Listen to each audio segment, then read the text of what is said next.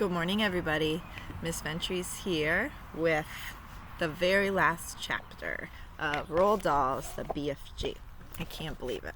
So this chapter is titled The Author, and it's pretty much all about the author. So it kind of wraps up the story and clues you in to what it was all about and what Roald Dahl was thinking kind of when he wrote it. So I want you to be thinking about Roald Dahl, what we learned about him as an author, and what message or messages do you think that he tried to get across to the reader through this book. So remember, we call that the theme or the themes, so that's what we'll be talking about, okay? The author. Every country in the world that had in the past been visited by the foul, man-eating giants sent telegrams of congratulations and thanks to the BFG and to Sophie.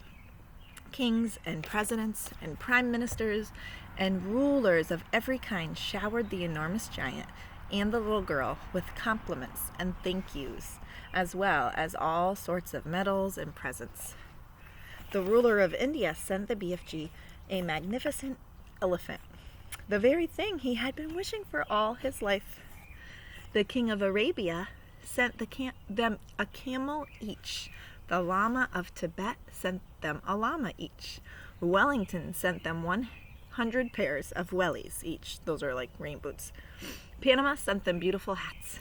The King of Sweden sent them a barrelful of sweet and sour pork. Jersey sent them pullovers, like hoodies. There was no end to the gratitude of the world.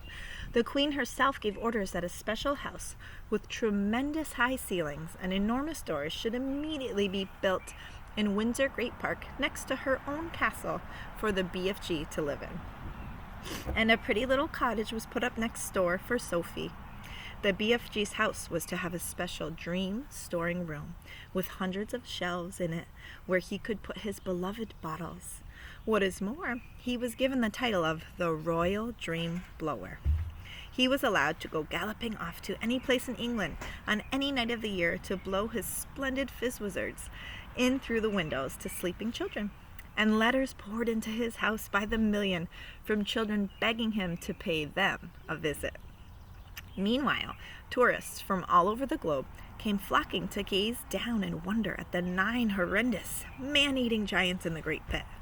They came especially at feeding time, when the snozcumbers were being thrown down to them by the keeper. Before I keep reading, I'm going to show you the castle, or the magnificent building for the BFG that the Queen gave him.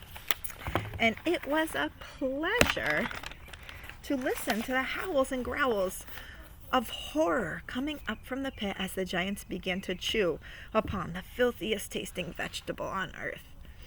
There was only one disaster. 3 silly men who had drunk too much beer for lunch decided to climb over the high fence surrounding the pit, and of course they fell in. There were yells of delight from the giants below, followed by the crunching of bones. Ooh.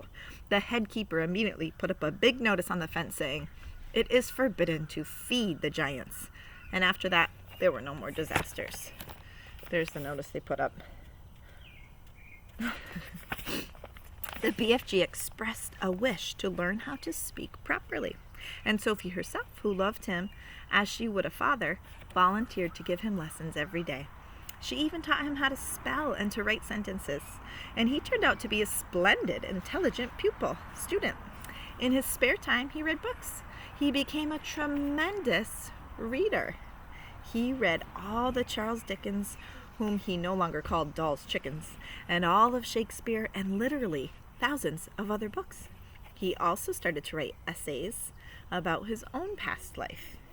When Sophie read some of them, she said, "These are very good. I think perhaps one day you could become a real writer." "Oh, I would love that," cried the BFG. "Do you think I could?" "I know you could," Sophie said. "Why don't you start by writing a book about you and me?" "Very well," the BFG said. "I'll give it a try." So he did. He worked hard on it, and in the end, he completed it. Rather shyly, he showed it to the Queen. The Queen read it aloud to her grandchildren. Then the Queen said, "I think we ought to get this book printed properly and published so that other children can read it." This was arranged because the BFG was a very modest giant, he wouldn't put his own name on it. He used somebody else's name instead. But where, you might ask, is this book that the BFG wrote? It's right here. You've just finished reading it.